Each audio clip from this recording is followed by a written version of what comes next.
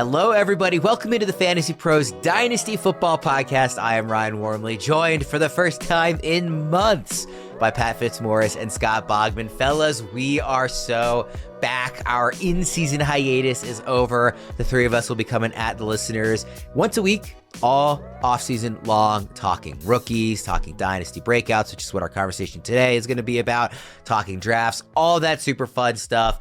I'm very excited. Fitz, I've been talking to you all in season anyway. Bogman, how are you doing? I'm doing great, Worm. It's a beautiful time to be alive in 2026. Very happy. And yeah, season has treated me well. So I'm doing really great right now. How did your Dynasty leagues go this year? Dynasty leagues were not great. I only won one title, and it was the Fantasy Pros Content League. So I beat both of you clowns, and I've won that league back-to-back years, surprisingly. That's right. Lost in the championship in Out of Bounds League, lost in my home league championship to the Welsh, the worst, terrible. So, yeah, that's my season was good though. Most of my teams were in the playoffs. I had a good record. I think in the Tags League, the Dynasty League, that's like one of the very few where I did not make the playoffs.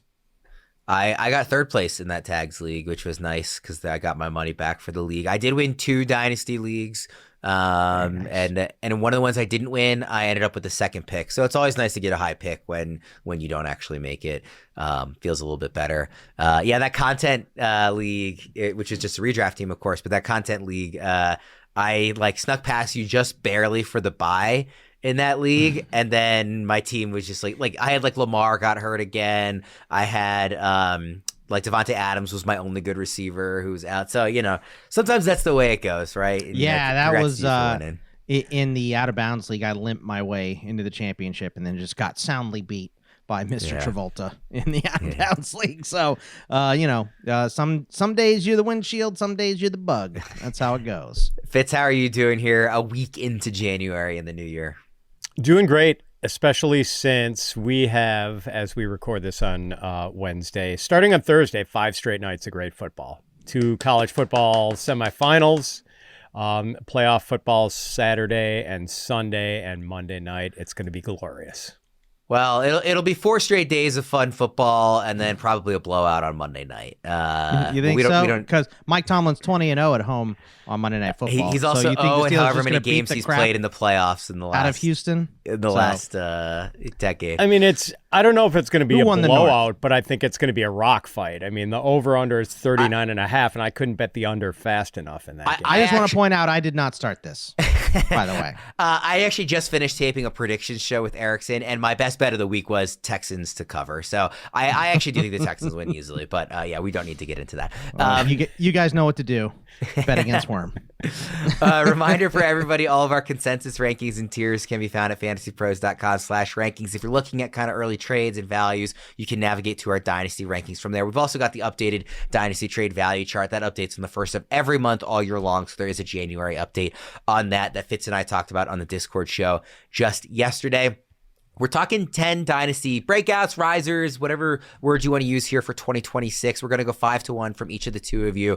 Not really relevant based on position. You can pick whatever positions you want, but going from 5 up to your number 1 biggest breakout or riser that you expect for 2026. So these are names that you can be looking at in trades and say, hey, I think these are going to be breakouts, whether it's over the offseason the hype grows or something that we expect when we get into the games in September and October and beyond, that we're going to see some breakouts there. So these are 10 names from us that fit that criteria. Fitz, let's start with you. What's your number 5 Dynasty breakout for 2026? Yeah, Worm, you didn't give us any positional requirements for this, but I wanted to have a token tight end here. And actually, it is a guy I'm pretty excited about, and it's Terrance Ferguson. And I think this is a really good time to buy low because we only saw brief glimpses of what the 22-year-old Ferguson is capable of in his rookie season. Only 11 catches, but with those 11 catches, he scored 3 touchdowns and averaged 21 yards per catch and 9.2 yards per target. When he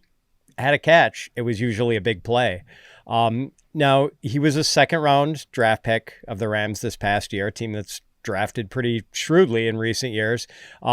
Just a remarkable athlete. who ran a 4.63 at the combine, had a 39-inch vertical jump. And yeah, his role was sort of limited in 2025 because the Rams used multiple tight ends, including Tyler Higbee, Colby Parkinson, Davis Allen. But Sean McVay loves using multiple tight ends. Like the Rams set some sort of unofficial record for most snaps in 13 personnel this year, where they used 3 tight ends. And now Tyler Higbee is about to become an unrestricted free agent. So maybe that opens up a little room for Ferguson, gives him bigger snap counts in 2026. But man, this guy is he's a pretty special athlete. And I'm looking toward the Rams to maybe tap that athleticism a little more next year. I trust Sean McVay to do it. And I'm just crossing my fingers that Matthew Stafford chooses to play one more year. I strongly agree on this. There were, remember, a handful of tight ends that are kind of fit similar descriptions in terms of like draft capital going into last season. And I'm talking about these rookies. It was Mason Taylor. It was Terrance Ferguson. It was Elijah Arroyo. These guys were going in similar ranges of rookie drafts. And Ferguson, I felt like maybe had the highest ceiling, not for year one, but long term, if he could get an opportunity in this offense. And I feel really good about that coming out of this season. I think it's a good call. He is tight end 16 in early rankings, and these are just, and I went into FantasyPros Dynasty rankings, and I only looked for people who have updated their rankings since the end of the season. So amongst those experts, he's at tight end 16. This is Dynasty rankings specifically moving forward. Bogman, does that sound too high, too low, or just right for you? No, that sounds about right. Maybe even a little bit too low as well. Just looking at some of these rankings, I didn't filter like you did, but I do see Oronde Gadsden up here at 10, Fitzy. What do you think between Oronde Gadsden and Terrance Ferguson? Because I think I'm on your side here. I think I'd rather have Terrance Ferguson. I mean, I've got Gadsden ranked higher. I don't know if that's the right call. Like, you know, Gadsden, I just think we saw more of a sustained burst of productivity from him in 2025, and that's the reason I tend to side with him. But I do think that if they were in similar roles, I'd almost rather bet Ferguson than Gadsden, just because I think he's such a remarkable athlete. Yeah, I you know, Oronde Gadsden did have a good stretch, but he kind of faded off at the end of the season. So I think I'd rather have Terrance Ferguson specifically with Tyler Higbee, probably either going somewhere else as a free agent or retiring because he is old and he's had a lot of injuries in the NFL. So I think I would probably rather have Ferguson. I think this is a great call out, and a little jealous you got to the I don't know that I would have picked Terrance Ferguson in tight ends. I probably would have picked AJ Barner if I was picking a tight end to rise. I didn't end up taking one. I didn't do the extra work that Fitz did here. But I think Terrance Ferguson is a great call out, and I absolutely agree with you. I love the Ferguson pick. I didn't, participate in these rankings. Only you two did. If I were picking breakouts and I was picking a tight end, it'd be Isaiah Likely, because we're finally going to get him, I think, unshackled from Mark Andrews. I think Likely's going to go somewhere else and be, actually get the usage that we've all wanted. He's one spot ahead of Ferguson in the Dynasty rankings to that point. So in a very similar range. And I like Likely quite a bit. Bogman, let's go to your number 5 here. I'm going to go with Tre Harris, the wide receiver that was drafted by the Chargers this season. And I think what we need to see from him is just to get routes. This season, he had 3 games with 25-plus routes. He had 5 targets, 4 catches, and 27 yards against Miami, 5 targets, 3 catches, 49 yards at Kansas City, and 6 targets, 2 catches, 28 at Denver in that last game. Was the only game where he got a full assortment of snaps, and it was Trey Lance as the quarterback, right? Justin Herbert took week 18 off here. So I think what we just need to see from him is routes, because they're just giving him, when a guy comes off the field, he goes and plays that route. I feel like they're not giving him his own routes, his own playbook, because PFF, if you go and look, they list the position by left wide receiver, right wide receiver, and slot wide receiver, depending on what you played more. We had 9 games in the slot, 4 as a right and 4 as a left. So I feel like they're just moving him around all over the place for whatever routes come open this year. Well, now Keenan Allen is likely to be gone, right? I don't know that they're going to bring him back. He could retire, but he's an unrestricted free agent. I also think that we saw that this offense take a hit when Joe Alt went down. He only played 6 games, still somehow a Pro Bowler. Thank you, voters. And then Omari and Hampton went down and missed a big chunk of the year. But I think that we could see Tre Harris take a Troy Franklin-like jump in his second season with the Chargers. You're still going to have QJ there for another year.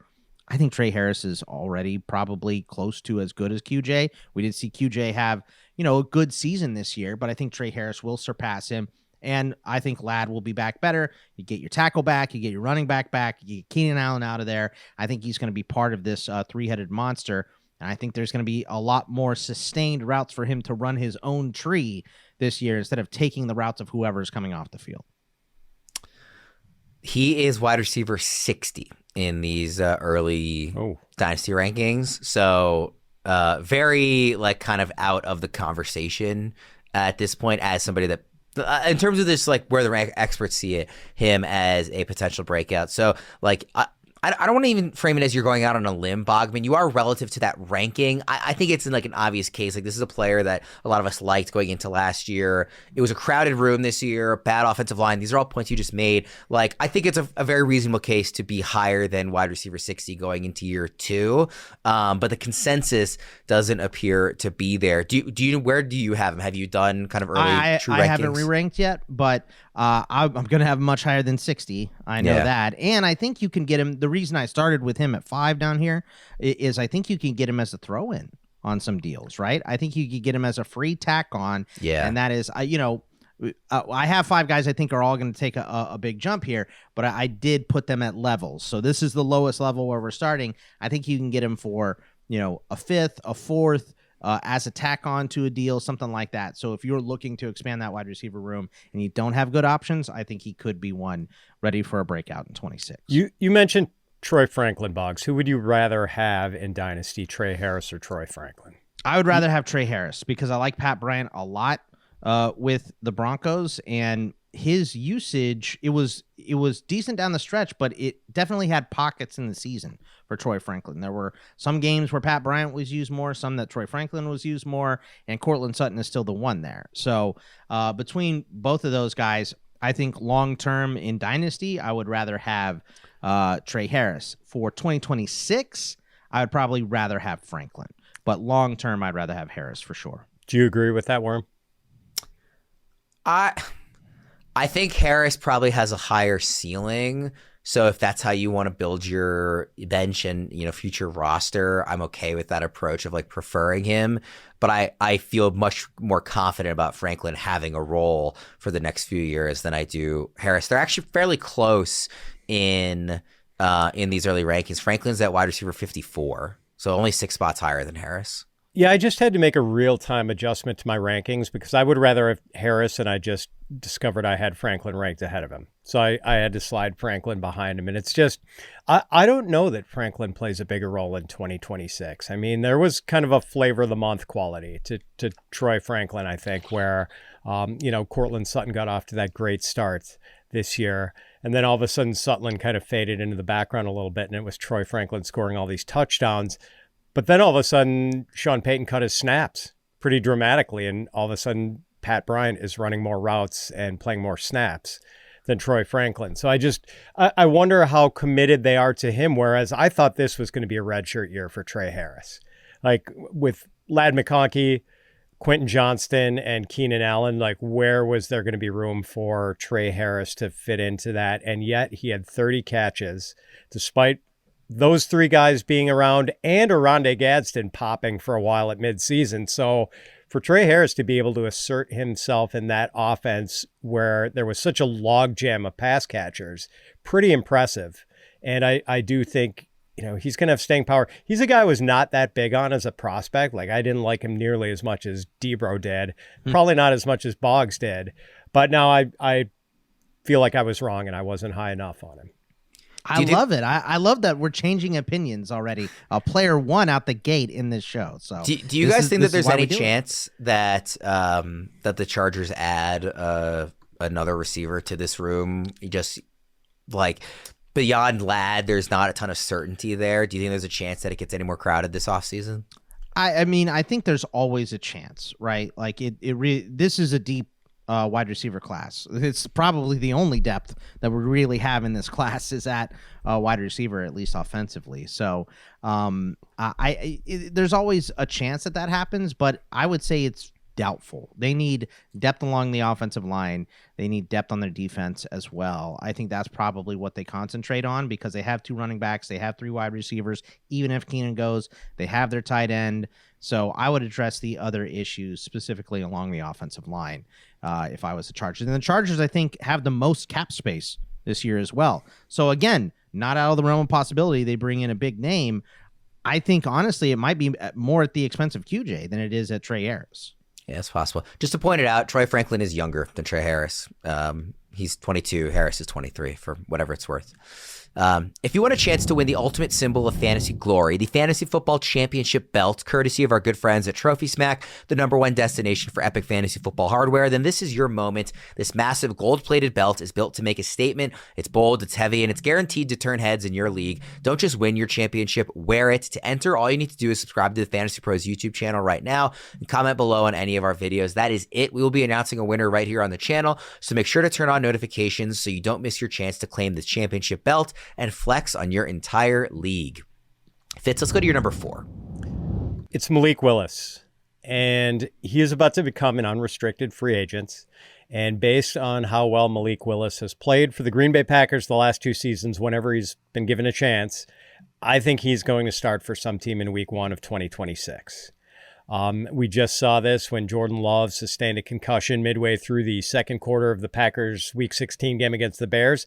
Willis came in, kept the Packers in that game, and scored 13.2 fantasy points in 2.5 quarters. And then the next week against your Ravens, Worm, Willis started, threw for 288 yards and 1 touchdown, ran for 60 yards and 2 touchdowns, and scored 31.5 fantasy points. He pretty much was the Green Bay offense in that game. He's cheaper in Dynasty right now than he will be in a couple of months. Because when some team signs him in March and makes it clear that he will be their starter in 2026, Willis is going to get real expensive in Superflex leagues. Dynamic runner, we know that. And he has turned into a very competent passer under the tutelage of Matt LaFleur. Like, I think he is basically a better version of Justin Fields. And Justin Fields is a guy who in redraft this past fall was being drafted as like a low-end quarterback 1. So there's a lot of upside with a guy who delivers this sort of explosive running ability. And look, when he got drafted, everyone knew he was going to be a project. And then he gets his first exposure to NFL defenses as a member of the Titans and looked bad, and everyone just totally wrote him off. And like this second act he's had as a backup in Green Bay has been just phenomenal for his career, I think. And now I think he is ready to take the stage as a starter. He is QB 30 in these early Dynasty rankings. Oh. I think that's just too low. Like way too low. I don't like the names ahead of him. Tua Tagovailoa, Shedeur Sanders, Daniel Jones, Michael Penix Jr., Bryce Young, Matthew Stafford, JJ McCarthy. You start to get into some people who have done some stuff, but like 30 is just like I find that to be crazy. That's going to jump up a lot depending on where he goes. Yeah, I've got him at 22. That's in anticipation of, I mean, maybe it's the Colts with Jones hurt, maybe it's the Dolphins. Like there's a number of teams where he could go, and I'd be pretty like interested in him in a dynasty perspective. Bogman, where are you going to have Willis? Yeah, I'm going to have him much higher, and this is, if I'm picking one off of Fitzy's list that I was upset that he got to the list before me, because I've been saying to my Packers buddies all year, like, I want Malik Willis in Pittsburgh, especially if they are going to stick with Arthur Smith, right? I think we've seen Arthur Smith make Ryan Tannehill look like a Pro Bowler before. I think that would be a nice fit specifically because he's mobile. The most upsetting thing about that is that they could have had Malik Willis, but they took Kenny Pickett instead in that draft, which is not what I wanted at all, and obviously did not work out. So, but I think this is a good call out, Fitzy. We have seen the upside from Malik Willis specifically late in the season here against Baltimore, and I think wherever he goes, he's gonna provide rushing upside, and that's what we want. What's the top choice, Bob, and what's the top landing spot for you for dynasty purposes? I think it would be the Colts. Like if they wanted to just say, all right, look, Daniel Jones obviously isn't going to make it. We're going to pedal off Anthony Richardson somewhere else, because I thought Riley Leonard looked pretty good against the JV Texan squad that last week, and he fits the system that they play within there. So I think that would be a nice fit. I don't know if it's realistic. I think just somewhere with a good OC, like if the Raiders do hire a good coach, I think, you have Bowers, you have Ashton Genty. They're going to fix the line. They're going to add weapons outside. I think that could be a nice spot for him as well. Fitz, do you have a favorite landing spot? That's a real good one, because he would be paired with a pretty sharp offensive mind in Shane Steichen. That's because we saw what Matt LaFleur did for him. My only qualm about him going to the Colts is that with such hyper-aggressive running quarterbacks, I always like to see them go to a team that plays its home games on natural grass. Just kind of a little quirk of mine, and kind of the reason I don't love Jackson Dart being in with the Giants, playing on like the worst field in the NFL. So yeah, that's one thing. I mean, I could see him going to the Cardinals. Yeah. Dolphins. And I could certainly picture him, Boggs, in Pittsburgh, even though, I mean, it seems like it's a little bit of a Justin Fields type thing. But again, I do think Willis is a better version of Justin Fields. He definitely is a better passer than Justin Fields. Yeah. He's become one. Bogman, let's go to your number 4. All right, I'm going to do another wide receiver here, Chimere Dike with the Tennessee Titans. And I think he really started to connect with Ward down the stretch here. Wide receiver 9 in week 12. He was a wide receiver 2 in week 7, 8, and 14. He was as high as a wide receiver 3 in weeks 15 and 16. And he made the Pro Bowl as a punt returner. So we know this dude is great with the ball in his hands. I thought Alec Iaminer was going to be better than him.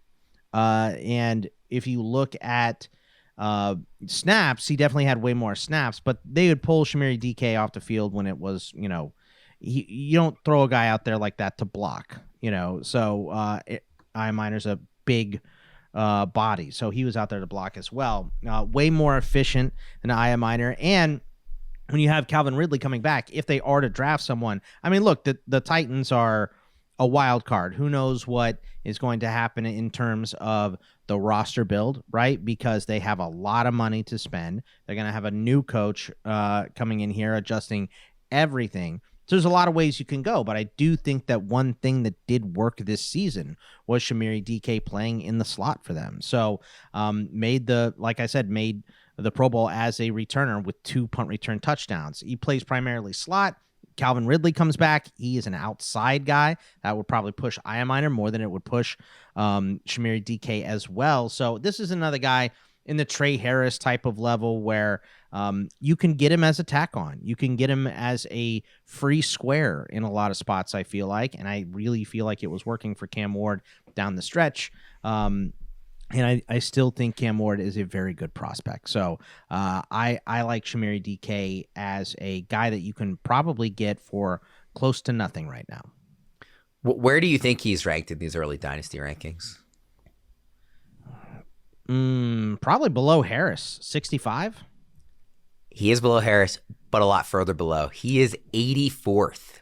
84th? Yes. I mean, he didn't have like a breakout year this year. This is why I put him here. But think, it took 3 years for Parker Washington, but that's the type of impact I feel like Chimere Dike could have potentially in 2026 and moving forward if he does stick. Now, this one maybe I should have put as 5 and Tre Harris at 4, right? Winner swapped him. You can tell that Fitz got the good wide receivers here, by the way. But, so I was reaching a little bit. I have running backs higher, but I think both these guys are potentially free in deals right now, and I think they could play a decent-sized role for their teams in 2026. So I just like what I saw down the stretch for DK, specifically, adding the fact that you're not taking him off of special teams, so they definitely want to keep him and get him more involved, in my opinion. So I think DK could have a nice year in 2026 if they do add a good offensive mind to help Cam Ward and a lot of offensive line help. Fitz, what do you think about DK?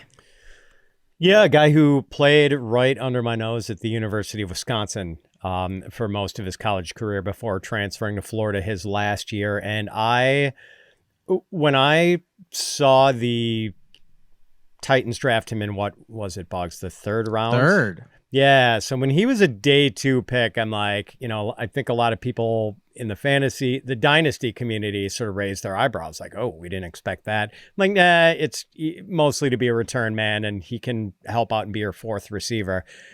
No, I mean, he played a much bigger role than that, and they kind of needed him to. My only question is whether Dike is going to be this much of an offensive contributor once the Titans start to fortify that wide receiver room. Because after Calvin Ridley got hurt, it was basically just Dike and Ioman, a pair of rookies. Chigakonkwo led them in, I think, receptions and yards. Yep. So that did get ugly. Ioman was decent as well. And if they draft Mekhi Lemon, I mean, if they draft a slot wide receiver, Dike is out, right? And I understand that. So maybe he is a little more risky than Tre Harris, but I think they have so many needs on defense. I don't think they're going to be spending a high draft pick on a slot wide receiver when they already have a decent one in Dike. Yeah, so that's a good point. He keeps the job. I think they have too many needs, and I think him and Ward really worked down the stretch. And we saw Ward pull Xavier Restrepo, who was not even drafted and, barely made the Titans practice squad. He got on the field a couple times, but he made him look like a stud at Miami. What can he do with some of these guys in the NFL? I think, fixing this O-line is only going to help Ward, and I think experience and reps is going to help Ward as well. Yeah, and speaking of Restrepo, I mean, I thought that Restrepo had a better NFL future back when we were doing our prospect studying, even though like athletically he was just kind of a 0 at the combine, and Dike is like an athletic freak. Right. And I still thought, well, Restrepo, look, he just really polished, clicked with Cam Ward at Miami. Nope.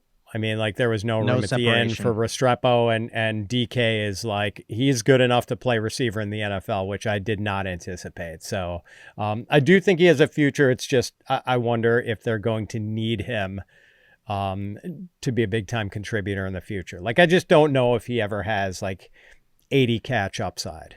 It's a decent question. I will say this is the first name I thought of when I saw the show. Yeah. This is one of the first, like, I think I'm going to try to buy him low across the board if I can. By now, most of you have probably heard of Reality Sports Online, the powerful fantasy sports platform where owners get to build and manage their fantasy team like an NFL general manager. But the question is, have you tried it? It's time to go see what all the buzz in the Dynasty community is about. Free agency, multi-year contracts, a rookie draft, multi-team trades, franchise tags, contract extensions, first-round rookie options, automated contract and salary cap functionality, and much, much more. I think it sounds complicated. It's not. The best thing about Reality Sports Online Fantasy Front Office is that it doesn't take any more time than a standard league. It just requires more strategy. Think you're among the fantasy elite? Well, this is the platform to test your mettle. Still not sure? You can test out your general manager skills for free in a mock free agency auction. If you like what you see, use promo code FantasyPros to receive a 10% discount on your team or league today. That's promo code FantasyPros to receive a 10% discount on your team or league today. Fantasy just got real at realitysportsonline.com. All right, Bogman, let's start with you in here. What's your number 3? I'm going to go with Kenneth Gainwell. A little bit of a homer pick here, but I really did not expect to see what we saw out of Kenneth Gainwell this season. The Steelers drafted Caleb Johnson as well. I think my line for the whole offseason was, look, Kenneth Gainwell's not a nothing, but they did spend a 3rd-round pick on Caleb Johnson. So I think it's going to go to Caleb. Obviously, his big blunder in that Seahawks game early got him in Tomlin's doghouse, and we saw Gainwell explode because Aaron Rodgers loved him. Only Bijan CMC Gibbs had more receptions as a running back than Gainwell this year. He had 73. He was 5th in running back routes out of the slot, 9th in routes among running backs out wide as well. He had 187 touches this year, which is a career high, but we know there's meat on the bone in terms of touches because his final season at Memphis, when he played in college, he had 287 touches for the Tigers. So speaking of Tennessee, the Titans have the most money to spend, I think, the most or second most. He went to Memphis, and cutting Tony Pollard would save $7.5 million against the cap here. So they're looking for a weapon to play here. You can move this dude around wherever you want. He was 4th in pass block grade, according to PFF, among running backs as well. This dude's going to get a bag. I feel like. I think he's going to get paid. There's not a lot of running back capital in the draft this year. someone is going to pay him to come in, I feel like, and be, maybe not I don't think he's going to get 250 touches or anything, but I think he can push this to 215, 230, something like that. I think he can play all 3 downs as well. And I think Tennessee would be a very good fit for him because they are looking for weapons. This dude is a weapon. So I'm kind of projecting where he goes, but there are other spots where he could end up. I mean, he could go to Kansas City, right? So there are spots where running backs are needed, specifically receiving backs. So I think that Kenny Gainwell is going to get a bag this season, and someone is going to make him their primary A back. I see you laughing, Fitz. Yeah, because Boggs just brought up something I was thinking about as he was talking, and that's, Kenny Gainwell is going to get a bag, but it's not going to be as big a bag as Breece Hall. And Worm, you and I and Debro were talking on a show last week about, where Breece Hall could end up. And I was saying how the dream for me would be the Chiefs. But the problem is that the Chiefs capologist is Bernie Madoff. And so they're in like the worst cap shape in the league. And, so I don't know if they'll be able to afford Breece Hall, but maybe they could afford the slightly smaller bag that Kenny Gainwell is going to require. And man, if he ends up there, like what a dream spot that would be for a pass catching back playing with Patrick Mahomes, who really, I don't know if he's ever fully leveraged his, he made some nice music with Jerick McKinnon for a while there for parts of a couple of seasons, but I would love for him to just have a good pass catching back there, from the get-go, and who he could lean on and, get 70 receptions a year. But yeah, Gainwell was really, didn't the Steelers vote him their offensive MVP? Team MVP. Yeah, the team players voted MVP. him Wow. as the team MVP. Yeah, over Rodgers, which was kind of surprising because Rodgers was a captain and all that stuff. So yeah, I think that might be angling. Hey, you want to take a little bit less to stay in Pittsburgh? Maybe one of those as well. I would love to have him back. But Warren, I think is. Those guys are going to split no matter what if he stays in Pittsburgh. But I do think he can get a bigger role and bigger payday somewhere else. Like that call. I like it depending on the landing spot. This is the one of the 10 total names you guys put together for the show. This was the only one where I was like, I don't know if I see it. He's gonna be a 27-year-old running back going into next season. I just don't love that. Low usage, low mileage. It's true. 187 was his most by a lot. I think 105 was his biggest before this. It's definitely true. And if he goes to a place like the Chiefs, yes, I think that is such a clear. You can see the fantasy gold coming from that. If he goes somewhere else and it's maybe less of an obvious fit, I might be a little more hesitant to agree with this one as a true breakout. He's RB33 for whatever it's worth in these, Minnesota. Dynasty rankings. He is kind of a sneaky buy low though, because I think you could, possibly get him for a third. Maybe not a third, but you wouldn't have to even give up a second for him. Maybe I buy him as a buy plus. low more than a breakout. I like that framing better than I don't know how high the ceiling is. Again, barring a really ideal situation that he lands in, but I do think as a value, as a buy low, I agree. Yeah. By the way, just some of the names around him, just to say them. Trey Benson, Ja'Cory Krosky-Merritt are ahead of him. Tyrone Tracy, David Montgomery, Tyler Algier are right behind him. So those are the names that he's ranked amongst in the Dynasty rankings. Fitz, what's your number 3 breakout? I'm going to give you another running back whose value could increase due to free agency, but not because he himself is on the move, but because one of his fellow running back teammates is on the move. It's Zach Charbonnet. And he has mostly been seen as a touchdown poacher, a thorn in the side of Kenneth Walker investors. And Charbonnet's fantasy value has been massively touchdown dependent. He scored 9 touchdowns in 2024, 12 in 2025, and yet he only had around 900 yards from scrimmage in each of those seasons. Now, it's tough to start a player like that in a managed league because if Charbonnet doesn't score a touchdown in any given week, he may or may not give you enough yardage to make up for it. But now Kenneth Walker is about to hit free agency and maybe Seattle re-signs him. But if not, we could see an expanded role for Charbonnet in 2026. And I think there's reason for the Seahawks to consider expanding his role. Charbonnet was 12th in yards after contact per attempt among running backs this year, running backs with at least 75 carries. He was 17th in breakaway run percentage among running backs with at least 75 carries. Only ran for 730 yards this season and only averaged 4 yards per carry, which isn't terrible, certainly isn't good.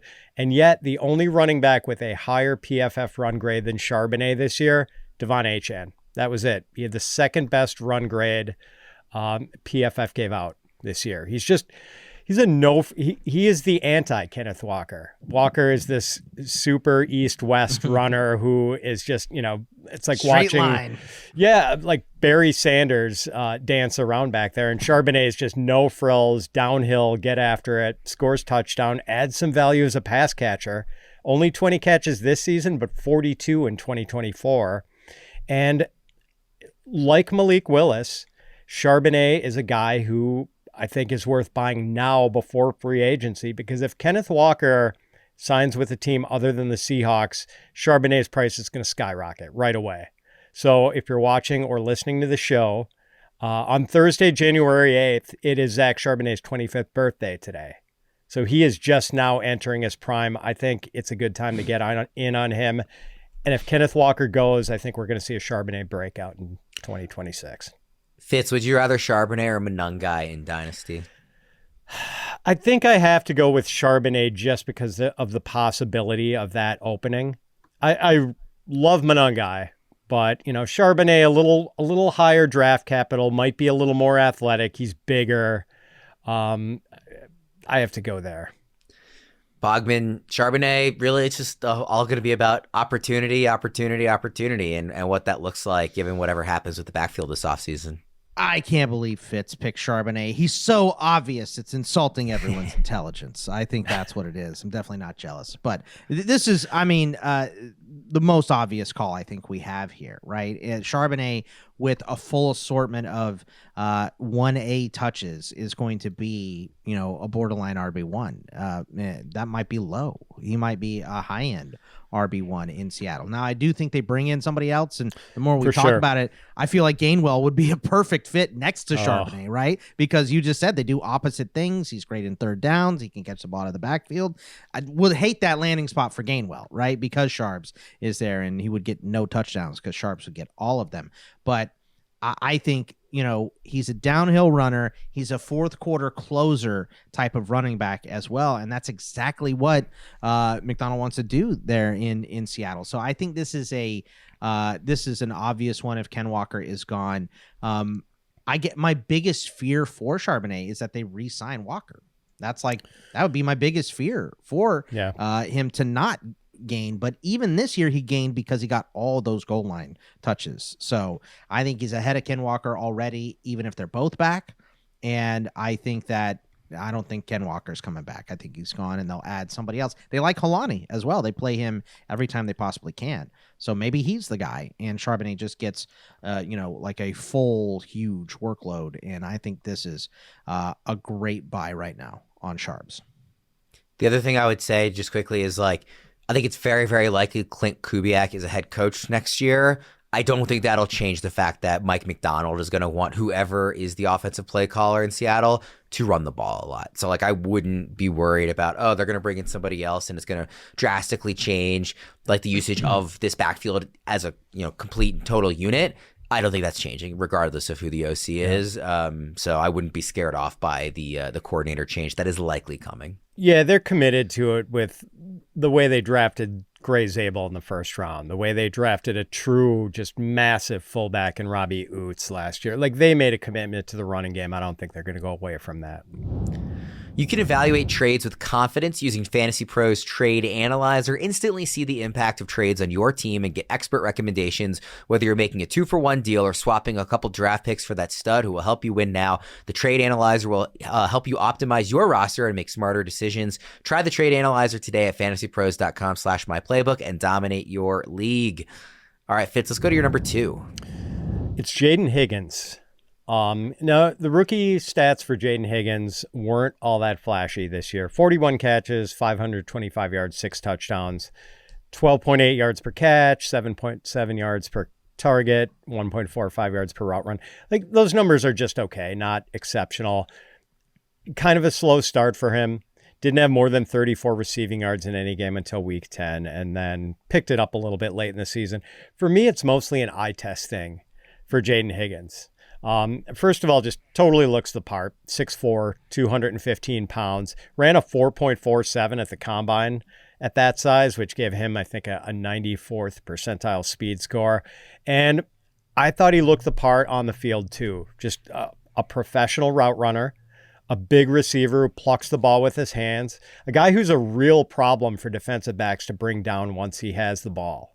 So, yeah, Nico Collins is still there, but I liked what I saw from Jayden Higgins whenever he got a chance, which was all too fleeting because, and we've heard this rant from Debra on numerous occasions. Nick Caley liked rotating in Xavier Hutchinson and Christian Kirk and didn't give enough time to Jayden Higgins and Jalen Noel. Hopefully we get more time for those Iowa State rookies. And Noel's another guy I could have thrown on here too, by the way. A guy who, now that Christian Kirk is out of his way, wheels up. So I hope we get a lot more of the Iowa State receivers for the Texans next year because I love both of these guys. Penn State receivers now. Because Matt Campbell. That's right. I do think Higgins is the right one of the two to pick if you're only picking one. I'm surprised he's outside the top 40 in these early dynasty rankings. I was surprised by that. I thought he'd be more in the 30s range, even with the, Nico still being there and whatever question marks you might still have about the offense. I agree. I just think he's a good player. And, I expect that as a good player in year 2 and beyond, he will get more opportunity. And, we've seen a wide receiver 2 in his own offense with the last named Higgins do very well in fantasy football in recent years. That's not scaring me off that Nico is there. If Higgins is a good player, which I think he is. So yeah, he's wide receiver 41. I've got him 30. And where is Noel? Because I have Noel at wide receiver 34, and I'll bet that's way higher than. I bet he's 55. He's 57. Crazy. Yeah. Noel's 57 and Higgins is 41. Noel is sub 4.4 speed and a 41.5-inch vertical jump. That guy is a freak, and I like them both too. I just like Higgins a little bit better. Stroud just needs more Mississippis to be able to get the ball out to everybody. Yep. He's got targets. That's it, man. I know. Give him protection, and we could see these guys pop. Another spot Gainwell could end up. Let me put Higgins against 2 other names that he's very near in these rankings. Okay. Higgins or Alec Pierce fits. Oh, Higgins in Dynasty? Yeah. I mean, Alec Pierce is just not there's not enough volume wherever he goes. He's a free agent. You don't think that's gonna change a little bit? He's a field stretcher. He's not a. Erickson put the idea of Pierce going to the Patriots in my head, and I can't stop thinking about Drake May throwing to Pierce. Yeah, I mean if you really thought on it, I guess the ceiling for Alec Pierce could be another Jordy Nelson, which would be pretty spectacular. But I wonder if he's ever going to be a guy who catches more than 50, 55 balls a year.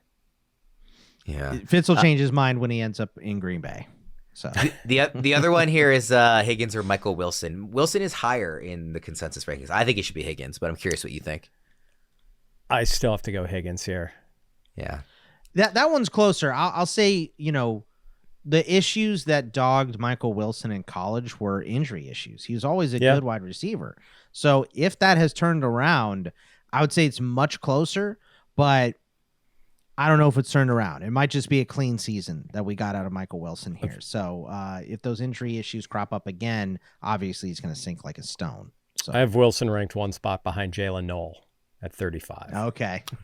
I'll take Wilson over Noel, but Bogman, maybe not next year. Where do you have Higgins ranked, Bogman? I haven't done my rankings yet. Or where roughly, what kind of range do you think sounds right? I'm probably going to have him in that wide receiver 3 range, right where around Fitzy has him. Okay. Around 30 to, 25, somewhere in that neighborhood.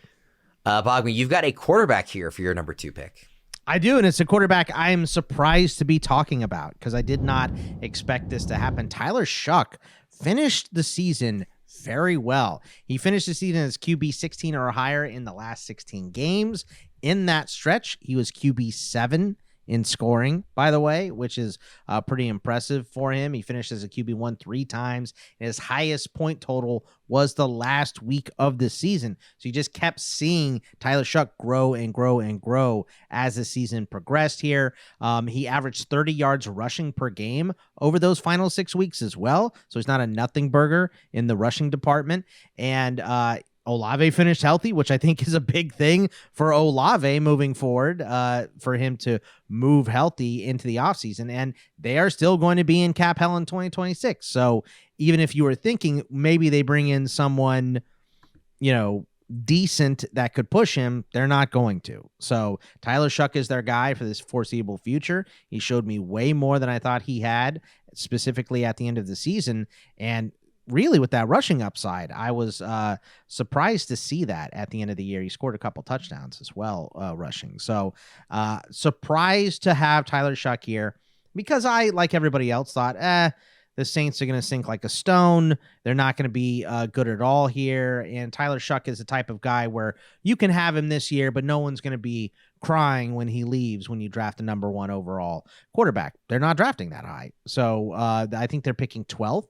So they're not high enough for a quarterback in this class. They're likely to add a weapon, a Jeremiah Love or a wide receiver or somebody else that would also help Tyler Shough. So I just think that all signs are pointing up on the Tyler Shough bandwagon, and I'm sneaking in at the very end there because I definitely was not on the Shough bandwagon coming in. Yeah, I feel like I really want to learn the lesson of the last couple of years. We keep having these quarterbacks who I'm not a huge fan of, who are not getting like this top 5 draft capital, but are being drafted with a real chance to be starters for their teams. And they're going with these like late first, early second picks in Superflex drafts.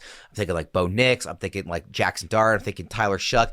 And they keep like after the first year just reiterating to me and reproving the fact that if you have a chance to be a starting quarterback in Superflex, like just invest in those guys because they like have so consistently gone up in value here. I'm thinking about somebody like Ty Simpson. If he ends up being drafted in the 20s and has a chance to start for a team or trades up into there this year, I mean, he just declared today, not my favorite, quarterback in this draft, but if he's going in that round in Superflex rookie drafts, I feel like it's worth considering. Just capital the value matters seems to be good. For quarterback more than any other position. Totally. It absolutely matters. Shough is QB 21 in the consensus rankings.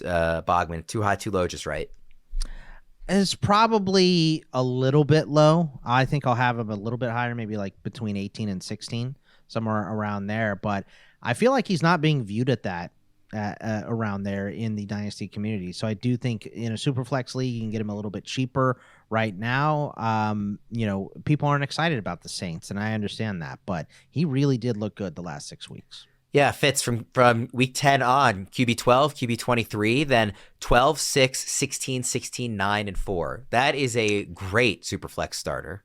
Yes, and started 8 games, completed 69.6% of his passes, which is just crazy, and 7.7 yards per attempt, which is fantastic.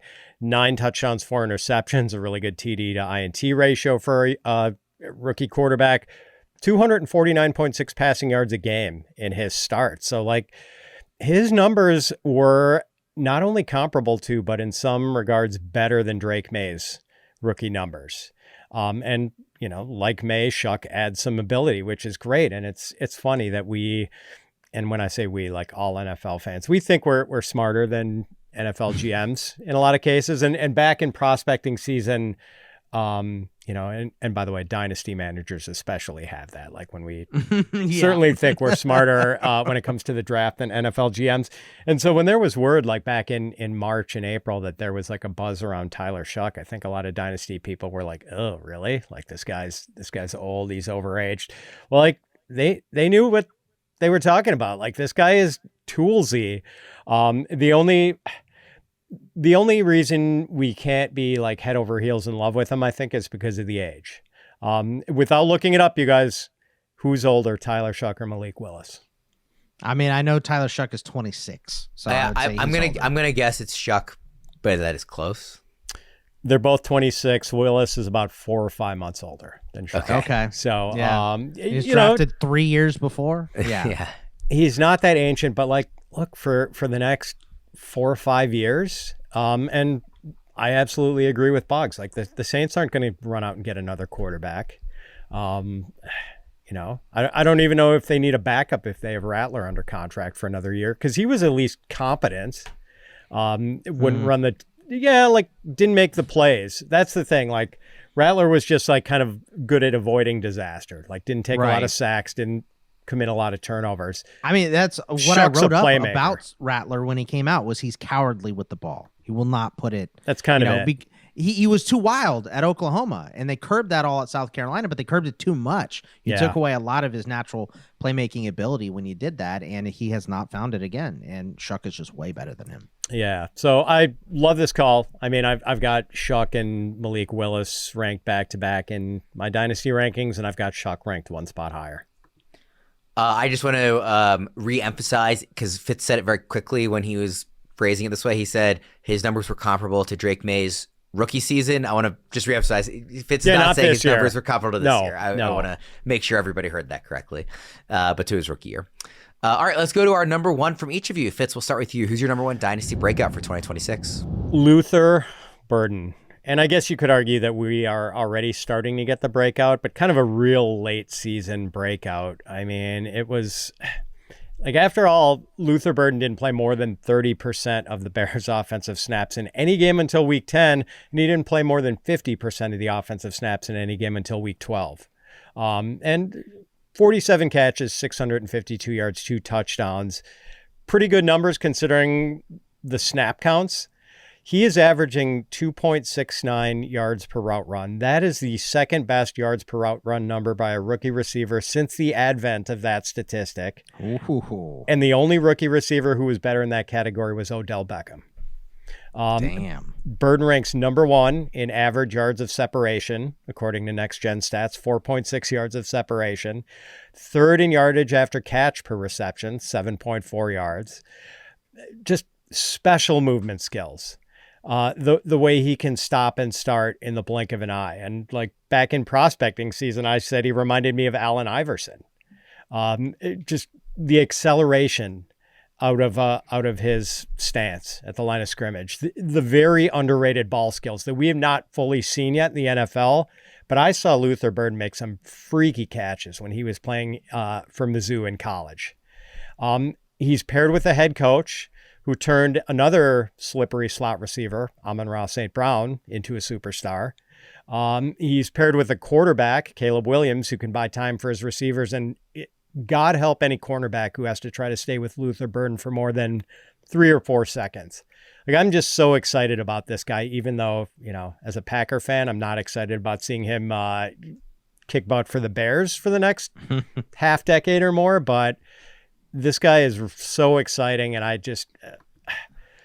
don't know if he's a buy low, because I don't think anyone who has him wants to part with him right now, but I do think he is a huge breakout candidate for 2026. There's lots of hype right now for Burden. We've talked about this in a couple of shows recently, Fitz. I know where you have him ranked in Dynasty. Before you say it, I want to hear where Bogman thinks he should be ranked roughly. I know you haven't done your rankings yet, but what kind of range you're thinking about for Burden in Dynasty rankings? And then I want Fitz to share where he has him. I think, because I'm looking at where he is in ECR right now, and he's 26. So I don't think I'm going to put him much higher than that, but I could get him up to, I think, 21, 20, somewhere around that range. I think that's as high as I could have him. Where do you have him, Fitz? Much higher than that? 10. 10? 10. Directly behind Tedero McMillan. I've got him ahead of Rashee Rice. Okay. I've got him ahead of Nico Collins, George Pickens, Garrett Wilson. Okay. I'd rather have... So I'm not willing to go ahead of that group quite yet, but I could, I see the upside. Like, my line for him would be BTJ, and BTJ is 16 right now. So who you would obviously rather have Luther Burden than BTJ, right? Would you guys rather have Burden or Rome Odunze? I asked you this yesterday, I think, Fitz. Yeah, that's right. I want to see what Bogman says. I would still rather have Rome. I think I slightly lean Rome for now, but I won't be shocked if a year from now I feel differently. Rome, who had like a 43% catch percentage, if it was even that after like week 4 or something. I think he's playing gimpy down the stretch. You so might have been playing hurt, but I think so. But I mean, it's close. I feel like this combo could end up like, a Chase Higgins, not maybe, I don't know. But nobody's a Chase, but they both could be Higgins, which is a top 10 wideout. I said that yesterday, Bogman. I'm like, I think there is a world where if DJ Moore is no longer in Chicago next year and they don't make some, big impactful addition, that we go into next year and it's like a very clean cut Rome Odunze, Luther Burden, Colston Loveland. And you get your 2 receivers and a tight end, and that's where like the vast majority of the passes go. Who knows if that'll be how it pans out, but there's a world where that happens, and I'm really excited about that possibility for all three of them. I know Fitz is tired about the Bears talk here, but how good was Caleb Williams, right? Like, he really showed it this year, and they're going to have that for a long time with Ben Johnson in Chicago. So this offense looks like it's going to hum. Yeah. Let's go to your number 1, Bogman, a player that I know Fitz also likes. Yeah, I'm going with Blake Corum, and this is a Fitz special here. I was surprised he didn't put him on the list, but they do still have Kyren Williams there. They drafted Jarquez Hunter. I understand those issues in this pick. I get it, but he finished RB 37 overall. He was RB 26 after week 9. He finished as high as RB 3 one week when he scored the multiple touchdowns. He was 5th in PFF's run grade as well. And, the track record of running backs after massive playoff runs is pretty low. And Kyren Williams, the Rams have said this whole season, we are trying to save Kyren for a big playoff run. So I think Kyren is going to have substantially more carries than he had during the regular season in the playoff run. And we saw what that did to CMC a couple of years ago. We saw what it did to Saquon this year. We've seen what it has done to Isaiah Pacheco, getting multiple carries in deep playoff runs as well. So I think if Kyren slows down at all, the running back position is always hot hand, no matter who the running back is. If a guy starts fumbling, you will see them go to another running back. And this one is so close. I think they're both next to each other in skill. The thing that Blake Corum needs to add, obviously, is pass catching, right? Didn't have to do it a lot at Michigan. Hasn't done it at all this year. I think 14 targets and 8 catches. But the dude can run the football. He can carry a heavy workload. He can carry a team as well. This offense is great. Obviously, it looks different if Matthew Stafford decides to retire, but if they can get him for one more year as well, I think Blake Corum might take over this job from Kyren halfway through the year next year and be their lead back. So I think this is a potential breakout for 2026. Yeah, Fitz, we talked about this a bit on the Discord show as well. Obviously, it's a player that you quite liked, coming into the NFL. What I liked about Corum is that we saw there was actually room for him to contribute this year in this offense, even when Kyren was healthy. And I know you talked, Bogman, about how there's an element of kind of saving Kyren a bit for the offseason. But I like that there's an opportunity. Like, this offense is good enough that if you're a good player, like, he can score touchdowns and have big yardage games and do well, even with Kyren still in the field, let alone the upside that's obvious if Kyren is not in the picture and he's the lead back in this offense. Fitz, do you want to weigh in on Corum here? Yeah, that's why I didn't claim him, I guess, just because breakout candidates, like it might look very similar next year to the way it looked this year with 60-40, 65-35 split between Kyren Williams and Blake Corum. But I do think, based on what we've seen this year, there is eventually going to be a breakout from Blake Corum when he gets a bigger role. Like, he is really good, and he's proven that. And I think now everyone knows that and believes that. And, Boggs, when he was coming out a couple of years ago, I said I thought, and I'm not trying to take a victory lap here, but I thought he was the best pure runner in the class, even though, and I kind of phrased it that way because Corum is not big and he's not fast for a back of his size, but he's a lot like Kyle Monangai in that, Boggs, I mean, you and I were interested in Monangai, and for sure, yes. I don't know that we were necessarily like touting him. You got to draft this guy. You got to draft it. But like, we liked him and we were really intrigued by him, even though undersized, not super fast, didn't catch passes, just a really good, really Hard tough runner. And yeah, Corum, I think, is the same deal. And pushes piles, Yep. definitely a goal line type of a back, even at 5'8", right? So just you don't have to be the best athlete if you are the best running back, right? Like that is, great athletes make really good running backs. That definitely is a part of it. CMC, one of the better athletes. But I wouldn't say Derrick Henry is an amazing athlete. He's a massive athlete, right? His speed for his size is insane.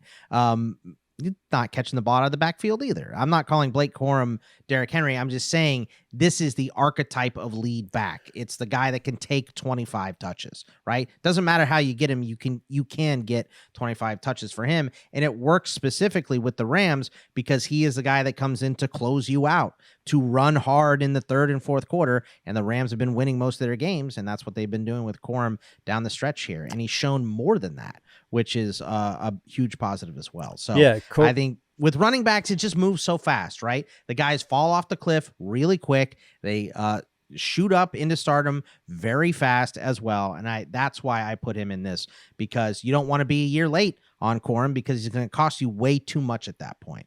And I think get him now before the massive breakout. Either that is in 26 or 27. I think it's definitely coming, like you said, Fitzy. And we're just a couple months away from starting to obsess over things like, combine, 3 months. Combine times. No, I guess it is 2 months. We're into January already. Hand size. Combine times, hand size, like the measurables and everything. 3-cone drill. With running backs, do not estimate guys who just don't have the measurables, but understand angles and have the heart of a warrior. And I think that's what you get. We sold on Bucky. Yep. I know I definitely did. Same we here. Sold on Bucky. Same here. Because his measurements were terrible. I'm not doing that again. I'm done with that. Same. Yeah. Bucky, Corum, Monangai, they're all like in that same basket of guys who just like, they are warriors who understand how to run, and it doesn't matter that they don't have the speed. Did I hear Bogman say that Derrick Henry's not an amazing athlete? He's just big. I mean, listen. Did I hear that correctly? At this point in his career, he's maybe not agile, but he's a freak of nature. One of the most amazing athletes ever. Look, what I was trying to say is, look, he's a freak of nature, right? Blake Corum is not a freak of nature. He's just a running back that can take the beating, right? I think that's the only similarity between Blake Corum and Derrick Henry. Derrick Henry isn't out here making guys miss because he's got a lot of wiggle worm. That's all I'm saying. He's running the MFers over. Right. That's what he does. He's massive. He is a freak of nature in the fact that he's still at his age and he's still doing the same thing. What has changed for Derrick Henry? Just fumbling. That's it. He's still the same guy he was 5 years ago. He's amazing. It'd be terrible if he retired because John Harbaugh left. I'd hate that. He's not going to leave because of Harbaugh. Don't even die. We're going to wrap up the show. Thanks, everybody, for tuning in. We are back here. Like I said, every week, the Dynasty Show has returned from now through August. So we'll be here at least once a week, maybe multiple times a week when we get to like draft season and some of the super fun times of year. But yeah, we'll be around. So drop Dynasty-related questions in the comments.